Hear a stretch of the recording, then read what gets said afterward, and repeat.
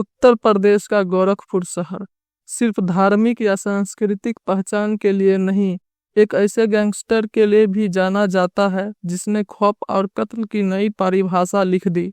श्री प्रकाश शुक्ला। उसकी कहानी डर, राजनीतिक और बदले की आग से भरी हुई है। श्री प्रकाश शुक्ला का जन्म 1973 में गोरखपुर के मानखोर गांव में हुआ था। बचपन में उसका पढ़ाई में मन नहीं लगता था, लेकिन पहलवानी में वो तेजी से आगे बढ़ा। ताकतवर शरीर और गुस्से वाली सोच ने उसे दबंग बना दिया था। 1993 में उसकी बहन से छेड़छाड़ करने वाले राकेश तिवारी को उसने पीट पीट कर उसकी हत्या कर दी। यहीं से उसका जुर्म की दुनिया में कदम पड़ गया। पहले मर्डर के बाद हरिशंकर तिवारी ने उसे पुलिस से बचाने के लिए बैंकॉक भेज दिया। जब वो लौट कर आया तो वो सूरजभान सिंह का खास आदमी बन गया और रेलवे टेंडर से लेकर सुपारी किलिंग तक सब करने लगा। धीरे धीरे वो पूर्वांचल के माफिया वर्ल्ड में अपना नाम बनाने लगा। उसने विवेक श्रीवास्तव जैसे लॉटरी किंग को 80 गोलियां मार दी। फिर वह विधायक वीरेंद्र प्रताप शाही को 105 गोलियां मारकर पूरे शरीर को छलनी कर दिया था। बड़ी गाड़ियां, कॉल गर्ल्स, महंगे होटल, उसकी जिंदगी अब फिल्मी डॉन जैसे हो चुकी थी। उसने दिल्ली, बिहार, नेपाल तक अपना नेटवर्क फैला लिया था।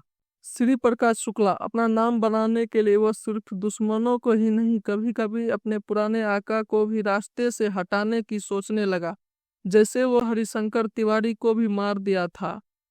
बिहार के मंत्री रहे ब्रिज बिहारी प्रसाद से दुश्मनी तब शुरू हुई जब उन्होंने श्री प्रकाश के गुरु सूरजभान सिंह को जेल में मरवाने की कोशिश की।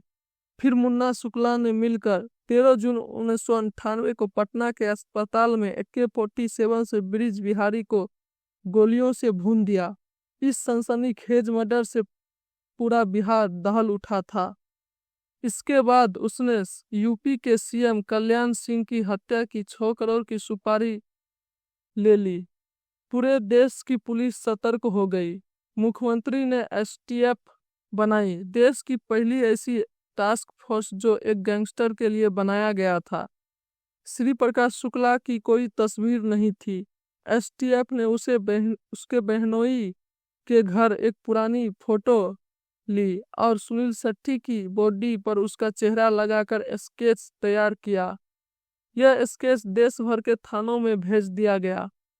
उसने 14 सिम से बात करता था ताकि ट्रैक न हो सके, लेकिन एक बार गलती से वह लगातार एक ही नंबर से बात करता रहा। यही उसकी सबसे बड़ी भूल बन गई। STF उसकी लोकेशन ट्रैक करने लगी। 22 सितंबर 1998 को खबर मिली कि वह गाजियाबाद में है। पुलिस ने घेराबंदी शुरू कर दी। करीब 1:30 पर जब वह मोहन नगर फ्लाईओवर पर अपनी CLO कार में नजर आया तब STF ने पीछा किया। उसने फायरिंग की। जवाब में STF ने 45 गोलियां चलाई। फिर श्री प्रकाश शुक्ला और उसके 2 साथी मारे गए। सिर्फ 25 साल की उम्र में भी श्री प्रकाश शुक्ला ने यह खौफ बना दिया जो आज भी पूरी पूर्वांचल में डर की मिसाल है।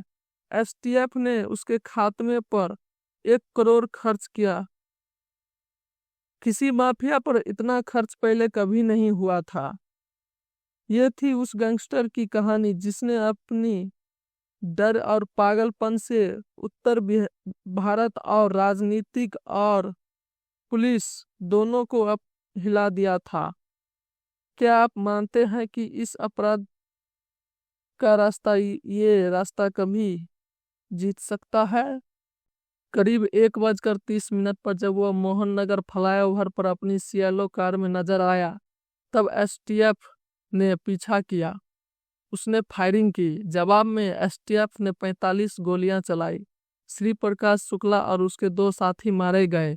सिर्फ 25 साल की उम्र में श्री प्रकाश शुक्ला ने वह खौफ बना दिया जो आज भी पूर्वांचल में डर की मिसाल है। STF ने उसके खात्मे पर 1 करोड़ खर्च किया।